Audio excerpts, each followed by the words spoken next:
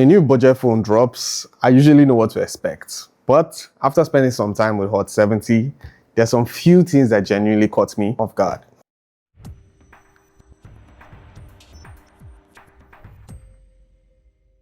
The first thing that stood out for me was how much effort Infinix put into the design of this device. If you handed this phone to someone without telling them the price, I don't think they'll immediately guess that it's a budget phone.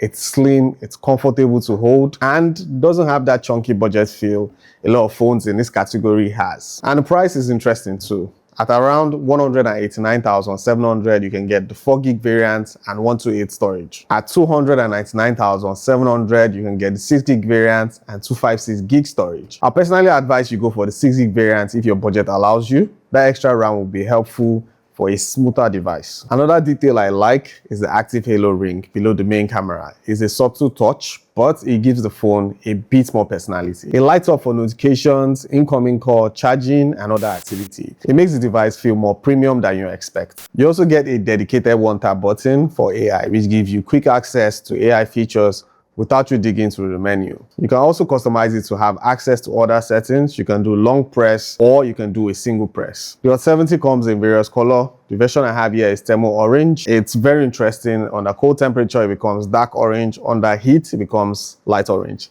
This is not one of those features that will change the world, but it's actually interesting. It's a conversation starter. As for the display of this device, it's quite a mixed bag. You get a 120Hz refresh rate, which makes the phone feel smooth as you expect. Especially when it comes to scrolling or gaming, you can actually see how smooth the device is. Why I said it's a mixed bag is because you get a 120Hz display, but you get a 720p resolution display. So the display is not the best, but it's not a deal breaker.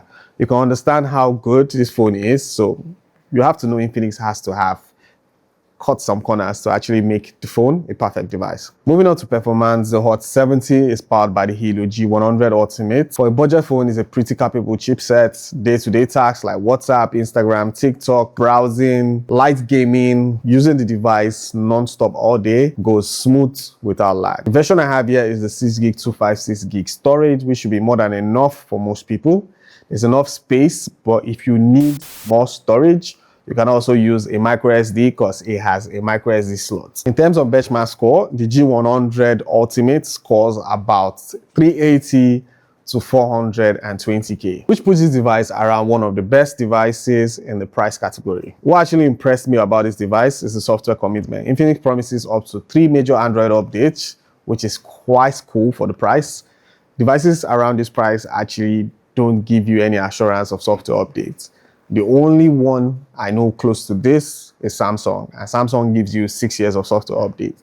But we know Samsung devices are way pricier. So I think for this price point, this is really a plus. Unlike other Android phones that push you toward third-party launchers for customizing your phone, the Hot 70 give you quite a bit of customization out of the box. You can change your home screen layout, you can change icon styles, animation, wallpaper. The overall look of this device can be changed. Still on the OS, one thing I noticed is that there's no split screen for multitasking, there's no picture-in-picture support, but there's edge panel and screen recording.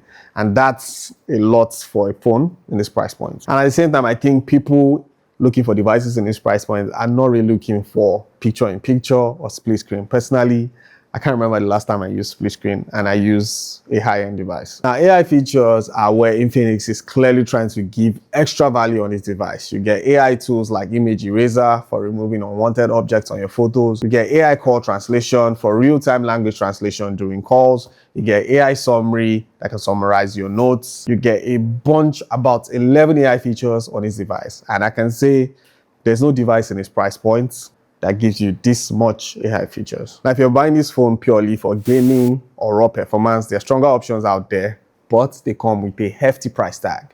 But if you're actually looking for a balanced phone for everyday use, decent performance, light gaming, and decent scrolling and media consumption, this is one phone to look out for. Now, let's talk about the camera. The Hot 70 keeps things simple. You get a 50MP main camera, and honestly, in good lighting, you get decent photos for the price point. Photos and videos come out with decent details, color, and vibrance. It's not world class, but it's good enough for the price point. Surprisingly, I could get some good photos with the selfie camera, the main camera, even videos too. I think they are good enough for the price point, but don't take my word for it. There are videos and pictures I took with this phone, and you guys can rate it over 10.